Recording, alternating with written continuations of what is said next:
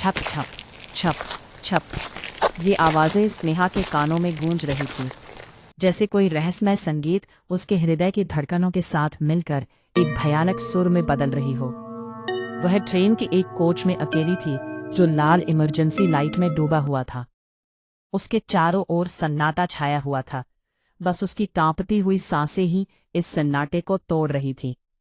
हर एक पल में उसे ऐसा महसूस हो रहा था कि वो गीले कदमों की आवाज़ उसके और करीब आ रही थी, लेकिन डर इतना गहरा था कि उसे पीछे मुड़कर देखने की हिम्मत नहीं हो रही थी। तभी अचानक कदमों की आवाज़ रुक गई। सारा वातावरण एक अजीब सन्नाटे में लिपट गया, ऐसा सन्नाटा जिसमें उसकी खुद की धड़कनें भी डराने लगी। फिर उसे अपने गर्दन के पास किसी की गर्म सांस का एहसास हुआ। तुमने पीछे क्यों नहीं देखा? ये आवाज़ उसके कानों में धीरे से गूंज उठी। स्नेहा की आंखों से आंसू निकलने लगे और उसने आंखें बंद कर ली। प्लीज मुझे जाने दो। लेकिन उसके बाद एक अजीब सी हंसी सुनाई दी, जो किसी इंसान की नहीं थी।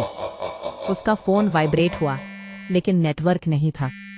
फिर भी एक मैसेज आया, उस बूढ़ी औरत पर भरोसा मत करो। स्नेहा की सांसें तेज हो गई। दूसरा मैसेज, वही तुम्हें यहां लाई है। और फिर आखिरी मैसेज, वो चीज पहले से ट्रेन के अंदर है। उस पल कोच की लाइट्स फिर से बंद हो गईं और केवल अंधकार रह गया। स्नेहा ने कांपते हाथों से फोन का फ्लैशलाइट ऑन किया।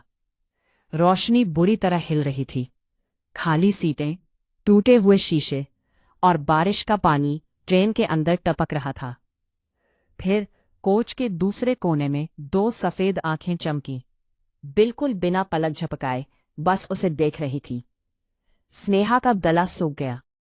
तभी एक छोटे बच्चे के रोने की आवाज सुनाई दी। वही बच्चा जो पहले ट्रेन में था, अब कोच के आखिरी हिस्से में अकेला बैठा हुआ था, सिर झुकाए हुए। दीदी, वो मुझे भी ले गया था, उसने धीरे से कहा। स्नेहा उसकी तरफ बढ़ने लगी। तुम कौन हो? बच्चे ने धीरे से अपना चेहरा ऊपर उठाया और स्नेहा की चीख निकल गई। उसकी आंखें पूरी काली थी, मुंह से काला पानी बह रहा था। फिर उसने डरावनी मुस्कान के साथ कहा, अब तुम्हारी बारी है। और अगले ही सेकंड वो बच्चा गायब हो गया। ट्रेन टनल के अंदर बुरी तरह हिल रही थी। लाल लाइट्स बार बार ब्लिंक कर रही थी।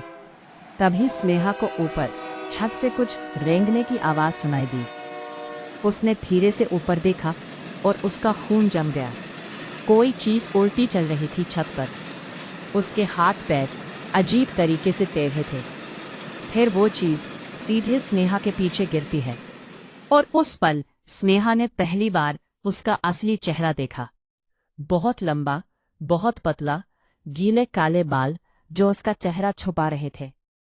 उसके हाथ इतने लंबे थे कि जमीन को छू रहे थे। फिर वो चीज तेजी से स्नेहा की तरफ रेंगने लगी, टूटे हुए हड्डियों की आवाज के साथ। स्नेहा जोर से चीखते हुए भागने लगी, लेकिन ट्रेन के सारे दरवाजे गायब हो चुके थे। ना कोई एग्जिट, ना कोई खिड़की, सिर्फ अंधेरा। फिर उस चीज की आवाज उसके बिल्कुल कान के पास से आई, अब तुम कभी बाहर नहीं जाओगी। अचानक तेज चीख। आखिरी समय क्या हुआ जानने के लिए अगले एपिसोड देखें।